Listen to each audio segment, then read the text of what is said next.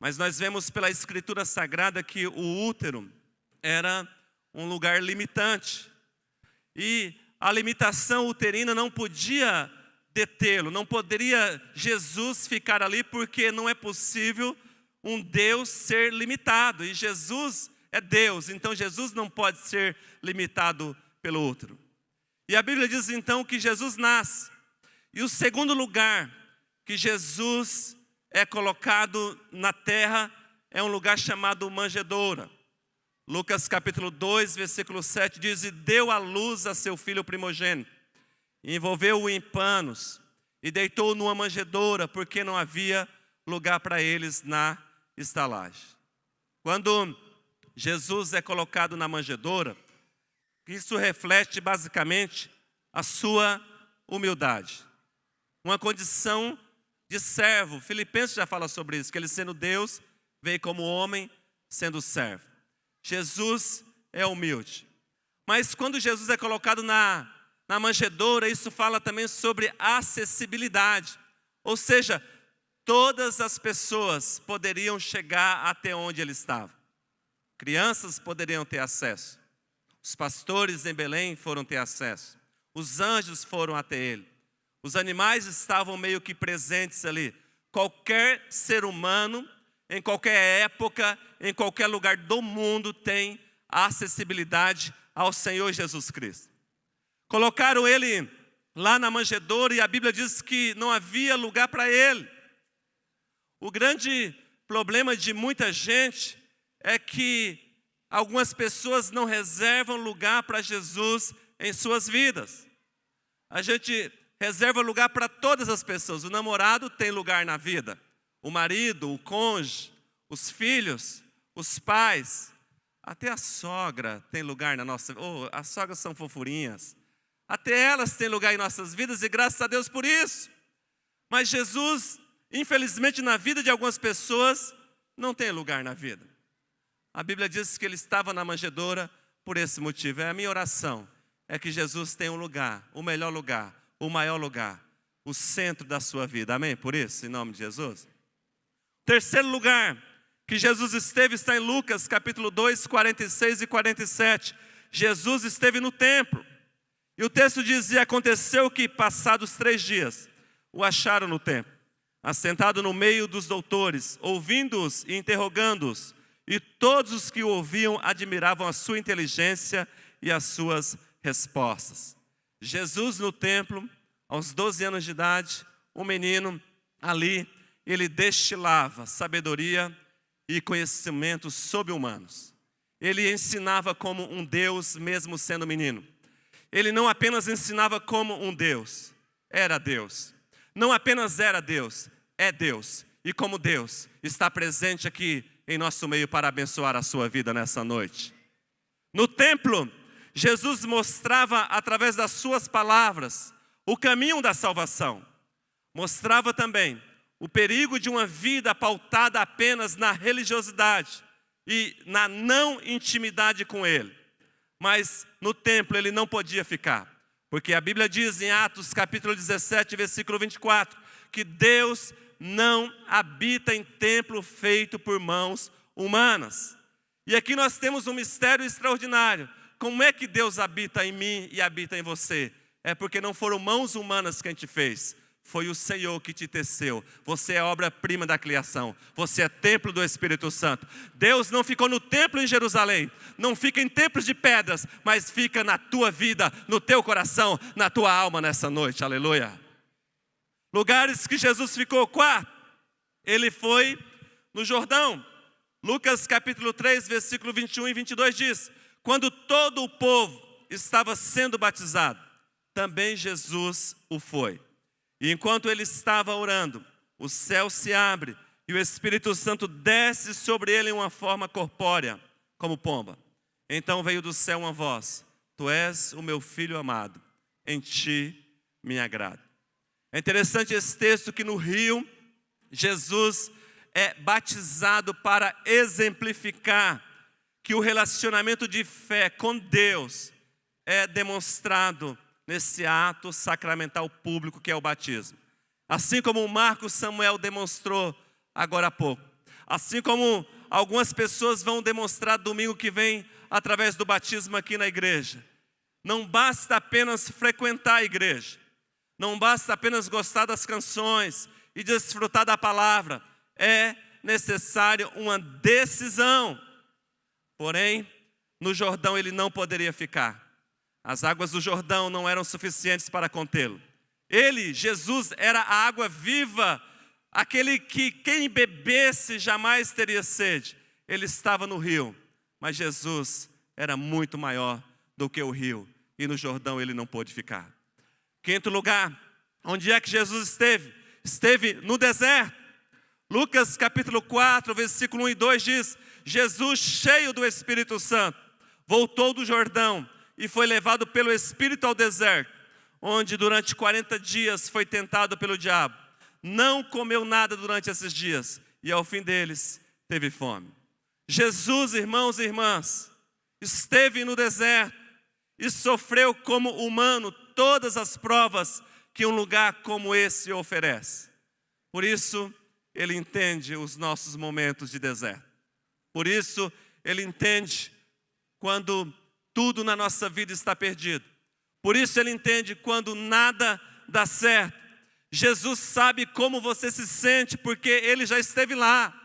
Ele entra no deserto com você, amém? Sabe por que ele entra no deserto com você? Porque ele sabe que se ele não entrar com você, você dificilmente escapará. Mas a Bíblia diz também que o deserto não poderia destruí-lo. O deserto não poderia prendê-lo. Deserto é lugar passageiro na vida de Jesus. Deserto é lugar de passagem na sua vida também, amém? Você passa, você passa, você passa. Estava ouvindo agora o Haroldo e a Carla, me procurou aqui no corredor e falou: pastor, as chuvas de bênçãos caiu sobre a minha vida. Em outras palavras, eles quiseram dizer o seguinte: o deserto passou. O deserto passou. Quem acompanhou a prova dele sabe. O deserto passou. Mas hoje eles já testemunharam para a honra e glória do Senhor Jesus. E o próximo é você. Amém, irmãos? Sexto lugar. Jesus foi à sinagoga. Lucas capítulo 4, versículo 33 e 35 diz: na sinagoga havia um homem possesso de um demônio, de um espírito imundo. Ele gritou com toda a força. Jesus o repreendeu e disse: cale-se e saia dele. Então o demônio jogou o homem no chão diante de todos e saiu dele sem o ferir. Vocês sabem muito bem que a sinagoga era o lugar da reunião religiosa do povo judeu. Era o lugar onde a Torá era ensinada. Jesus então traz um novo ensino. O ensino que ele traz é demonstrado não apenas por discurso, não apenas por palavra, mas uma demonstração de poder. Na sinagoga ele realiza a libertação de possessos. Sabe por quê? Porque o Jesus que desce do céu e vem à terra tem como palavra-chave a liberdade. Liberdade é palavra de ordem para Jesus, para cada um nessa noite. Deixe Jesus tirar você da prisão da depressão, da prisão da tristeza, da prisão das angústias, da prisão do medo, da prisão do pecado ou qualquer tipo de prisão. Jesus desce do céu nessa noite para te libertar e glorificar o nome dele, aleluia. Esse é o ensinamento que ele traz na sinagoga. Sétimo lugar que Jesus foi no barco de Pedro. Lucas capítulo 5, versículo 3 e 4 diz: e entrou num dos barcos, o que pertencia a Simão, e pediu-lhe que o afastasse um pouco da praia. Então sentou-se e do barco ensinava o povo. Tendo acabado de falar, disse a Simão: vá para onde as águas são mais fundas, e a todos lancem as redes para pescar. Eu acho esse texto da Bíblia extraordinário. No barco de Pedro, Jesus o anima a voltar a pescar. Mesmo que eles tivessem fracassado anteriormente, Jesus no barco traz ânimo novo. Jesus na igreja traz ânimo novo. Jesus na família traz ânimo novo. Jesus na sua vida traz ânimo novo. E qual é o segredo para nós nessa noite? Preparemos um lugar para Jesus e Ele vai assoprar vida nova sobre nós. Eu acho esse texto interessante. Quando a vida está para baixo e a depressão para cima, Jesus nos anima novamente. Quando achamos que estamos liquidados, desesperados, Jesus traz uma nova esperança. Quando pensamos que tudo acabou, Jesus vem com um novo começo e diz: peguem as redes e lance para o outro lado. Jesus está falando com alguém aqui nessa noite, eu sinto isso. Lance as redes para o outro lado. 8º lugar, onde é que Jesus esteve? No monte. Lucas capítulo 6, versículo 12. Num daqueles dias, Jesus saiu para o monte a fim de orar e passou a noite orando a Deus. Amados, há momentos na vida que algo só acontece em certos lugares. Jesus, ele sempre orava no monte. Jesus sabia que ele precisava orar para ter mais força. E em determinados locais, Jesus sabia que a força na oração era maior. O poder na oração era maior. O que eu quero dizer aqui é o seguinte, que o seu dia e a sua vida ganha mais força e mais energia espiritual quando você ora, amém? Amém? Quando você ora, o seu dia ganha força. Você é energizado pelo poder do céu. Você deve abrir as portas do seu dia com oração. Você deve trancar as portas da noite com oração. Você deve ter o seu monte de oração. Pode ser aqui no altar, pode ser no seu quarto, pode ser no quintal da sua casa, pode ser num monte, em um sítio, pode ser em qualquer lugar, mas você precisa orar, amém, irmãos? É assim que a gente vence. Jesus faz isso. E cá entre nós aqui, só entre nós. Se Jesus, que é Jesus, orava, imagine eu e você. E eu acredito que Jesus, ele orava não apenas para dar exemplo, mas ele orava porque ele sabia o poder que tem na oração. E é por isso que ele ia nos montes orar. Amém?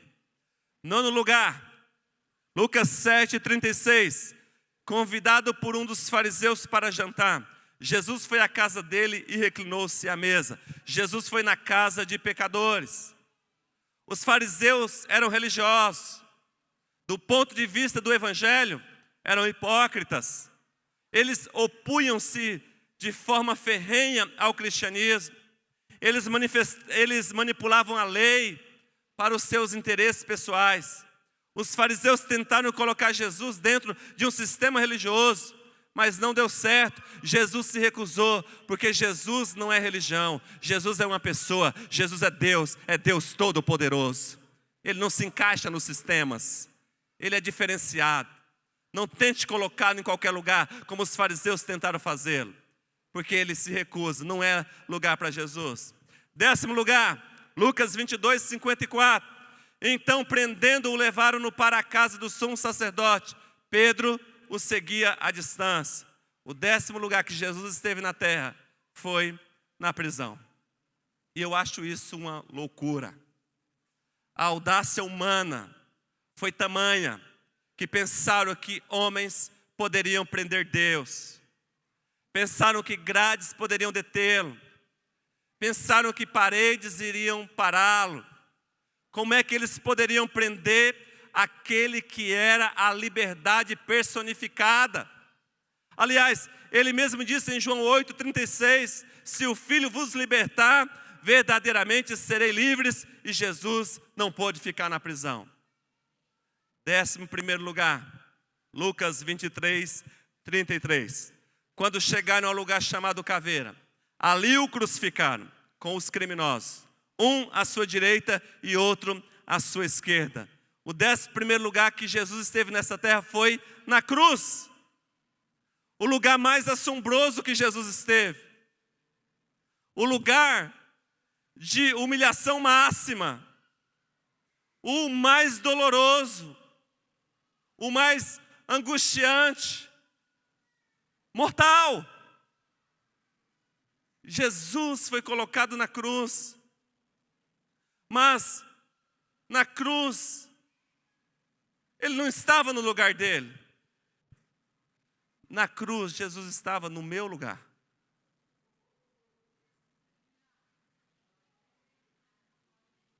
Ele estava no seu lugar. A cruz era o nosso lugar. Eu é que deveria estar lá.